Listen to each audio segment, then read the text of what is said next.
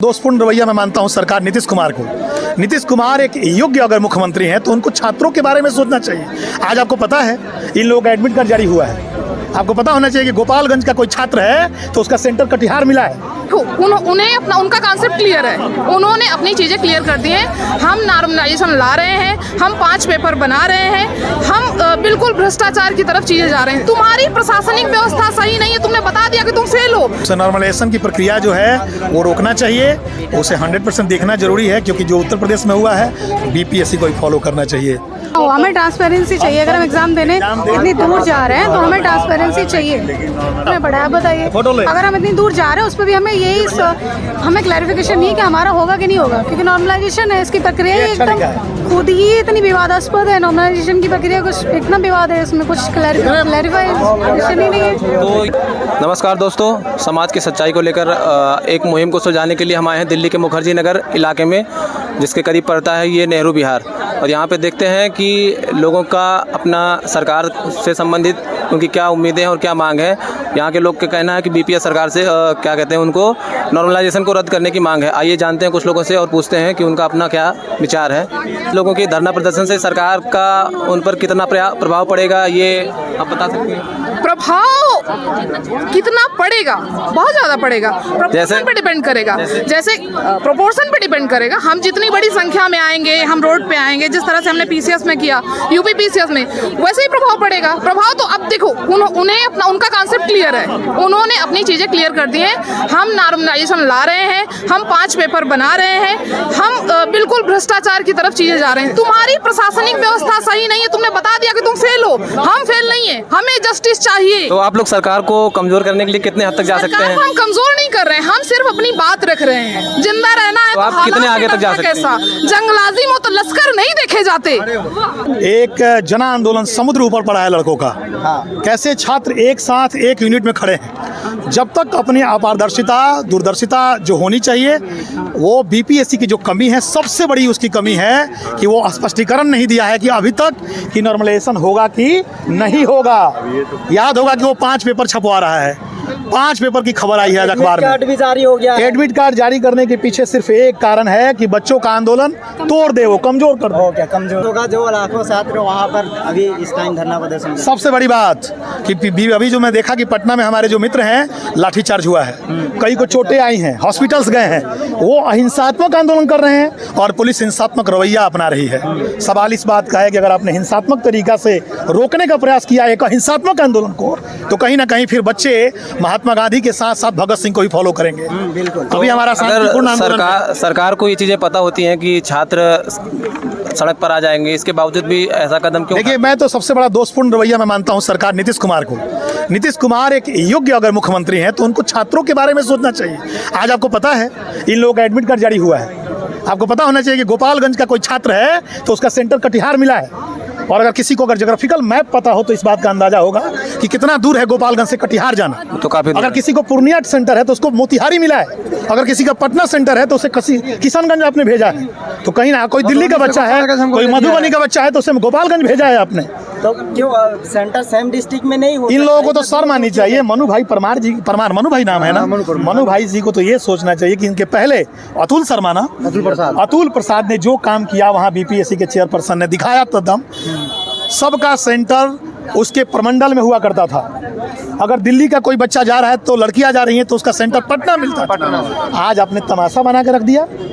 आज आपने बिहार जैसे गरीब राज्य को, उत्तर प्रदेश जैसे गरीब राज्य के बच्चे या पूरे हिंदुस्तान के बच्चे जो बिहार जा रहे हैं, उनको आप कहीं खगड़िया भेज दिया, कहीं आपने पूर्णिया भेज दिया। चलो, मुझे खगड़िया, पूर्णिया और किशनगंज से मतलब नहीं है, लेकिन सवाल है कि आप 400-500 किलोमीटर दूर क्यों भेजेंगे? ये कौन सा राइट्स है आपको? तो ये इस नॉर्मलाइजेशन की प्रक्रिया को लेकर आपका सरकार से कैसा सुदृढ़ चाहते हैं, मतलब क्या चाहते हैं? निश्चित रूप से नॉर्मलाइजेशन की प्रक्रिया जो है वो रोकना चाहिए, उसे 100% देखना जरूरी है, क्योंकि जो उत्तर प्रदेश में हुआ है बीपीएससी को ही फॉलो करना चाहिए।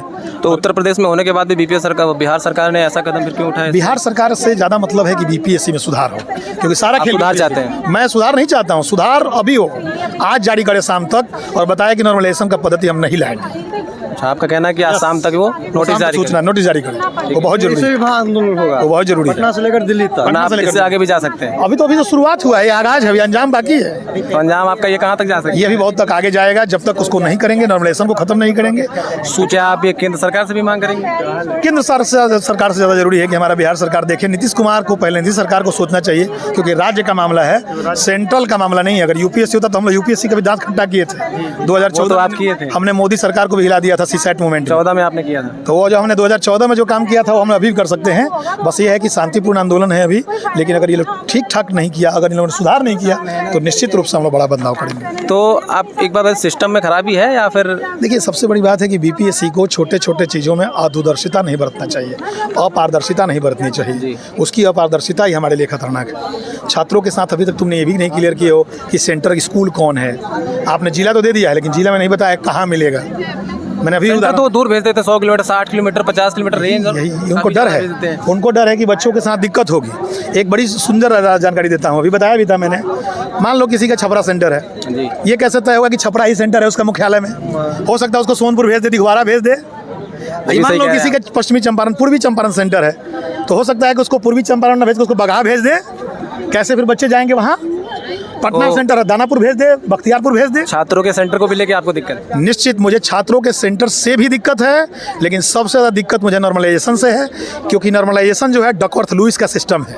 और डकवर्थ लुईस का सिस्टम का अर्थ हुआ कि कौन पास होगा, कौन फेल होगा, ये किसी को नहीं पता है। ये जब तक नॉर्मलाइजेशन का सिस्टम डकवर्थ लुईस का सिस्टम बना दिया है, क्रिकेट का सिद्धांत जानते होंगे आप, वही सिस्टम इन लोगों ने बना दिया है। इसलिए ज़रूरी है कि इसको रोके और जितना जल्दी हो सके कंट्रोल। आपका कहने का मतलब डकवर्थ लुईस इसमें लगा रहे हैं? अरे तो है ही। मान लो कि ये बच्चा पेपर दे रहा है ए से, ये दे रहे हैं बी से, ये दे रहे हैं सी से, तो फिर कैसे तय करोगे? तीनों का पेपर अलग है, तो कैसे नॉर्मलाइजेशन करोगे? कैसे तय करोगे बताओ आप? तय करने का तरीका कैसे होगा? आज तक इस देश में किसी ने भी, किसी आयोग ने आज तक ये तय नहीं किया है कि नॉर्मलाइजेशन का प्रक्रिया क्या है। आयोग भी नहीं बता पाया, एक मैथमेटिक्स का फार्मूला है। इसलिए ज़रूरी है, चिंता की बात है कि इसको कैसे कंट्रोल करें। इसलिए बीपीएससी सबसे पहले काम करे कि आज शाम ये बताए कि हम नॉर्मलाइजेशन नहीं करेंगे, एक ही पेपर लेंगे। 1 शिफ्ट में हो ही रहा है, शिफ्ट से दिक्कत नहीं है, नॉर्मलाइजेशन लागू ना हो, क्योंकि सबसे पहले कि नॉर्मलाइजेशन लागू ना हो, क्योंकि हम दिल्ली से इतनी दूर, सबसे पहली बात नॉर्मलाइजेशन लागू किया है। अब क्वेश्चन ये आ रहा है कि हम आंदोलन करें कि ये करें। अगर हम आंदोलन ना, आप बताइए, ऐसे पेपर देने का कोई मतलब ही नहीं रहेगा ना। क्योंकि आप कहाँ से हैं? जी मैं मथुरा से हूँ। मथुरा से आप? कितने साल से आप? जी कब से आप यहाँ पढ़ाई करते? जी मुझे 2.5 साल हो गए।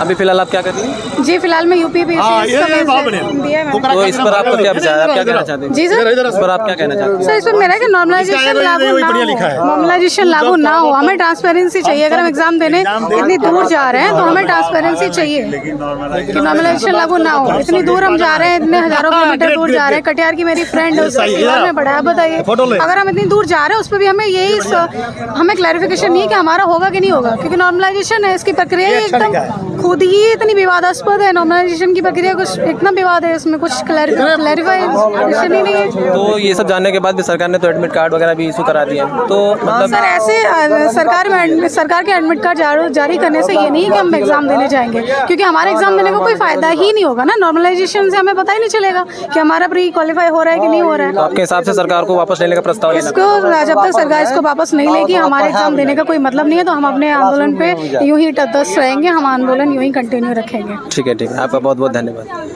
तो देख रहे हैं आप, यहाँ के लोगों का ये कहना है कि इस प्रक्रिया को निरस्त किया जाए और इसकी फिर से डेट वगैरह या फिर जो भी है उसको जारी किया जाए। आगे की मुहिम को मैं आपसे फिर से साझा करूँगा। तब तक के लिए आपका बहुत बहुत धन्यवाद।